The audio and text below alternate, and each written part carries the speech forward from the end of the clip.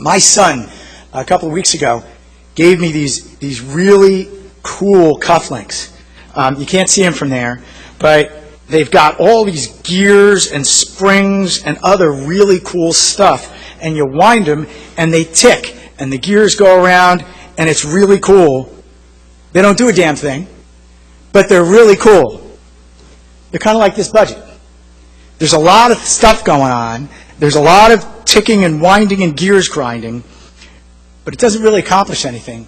It doesn't take the foot off the gas as the car, whether it's hit the wall yet or not. The wheels are still spinning. It's still pushing it forward. Maybe the ticking should symbolize the time bomb that we face going forward if we don't do something about the incessant ticking of our fiscal situation in New Jersey. We don't have a $2 billion pension payment problem.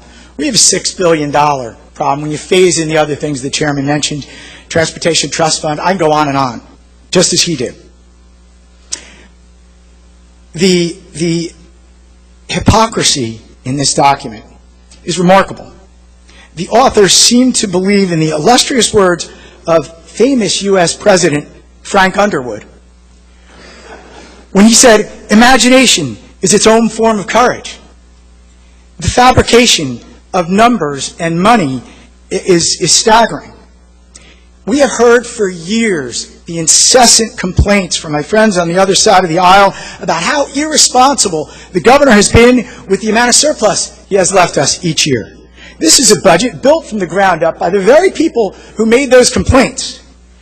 And the surplus is about the same, or arguably less, if you correct for some of the mistakes, than the one the governor proposed.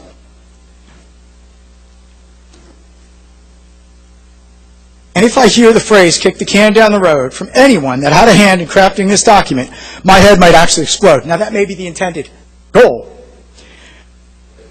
Let's look at the whole of the one-shots that this budget leaves us. These are the things that will not repeat. These are the things that we're already in debt, budget-wise, next year at the end of this budget. The tax increase on income goes back 18 months, not just 12. It's going to cost you at least $100, maybe $150 million that will not recur. The CBT tax, which we just passed, and upon which this budget relies, so I'm on the bill, if anyone's questioning, is $435 million. It sunsets. It goes away. The $300 million in 15 revenue that we're pushing out into 16 to supposedly meet our pension payment obligation simply evaporates. It doesn't exist anymore after that. Next year's pension obligation, on top of this year's, is another $800 million. All told, and again, we've heard complaints about one-shots on the behalf of the governor. All told, it's a $2 billion hole before we talk about anything else in the budget. Ladies and gentlemen, this is not a can we are kicking down the road. This is a leaky, stinking, toxic waste drum that we're kicking down the road. I do love the tortured attempt to say that this budget cuts something, anything. So it could say it didn't rely exclusively on tax increases. But the claim doesn't hold up to even the most cursory scrutiny. First off, the total cut's around $70 million of $1.5 billion more than that in increased spending over the governor's budget. It's a pittance.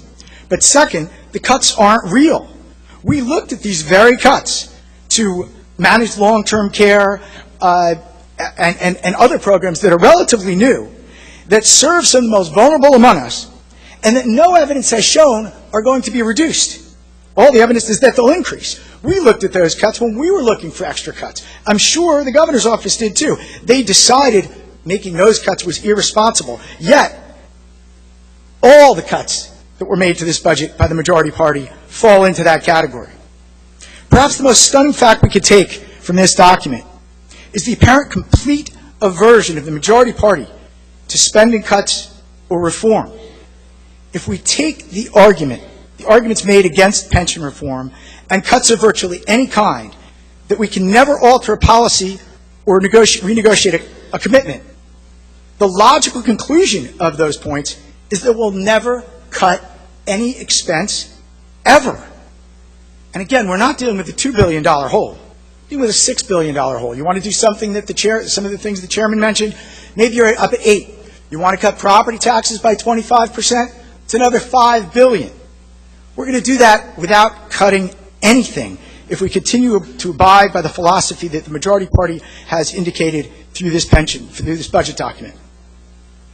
Every dollar in our budget, one could argue, is committed to something or someone, taking off the table virtually any discussion of reforms or adjustments to our budget, particularly given the huge hurdles we face today and will face for the foreseeable future, is insanity.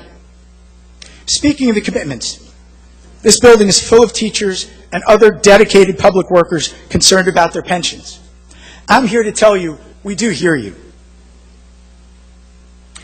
I think I speak for everyone on my side of the aisle, and absolutely myself included, that we have a commitment to you.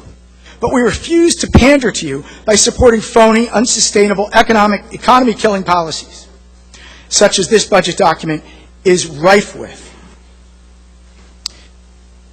Those of us not pandering to you, those of us saying that everything needs to be on the table, but come to the table we must, are actually your true allies in this policy debate.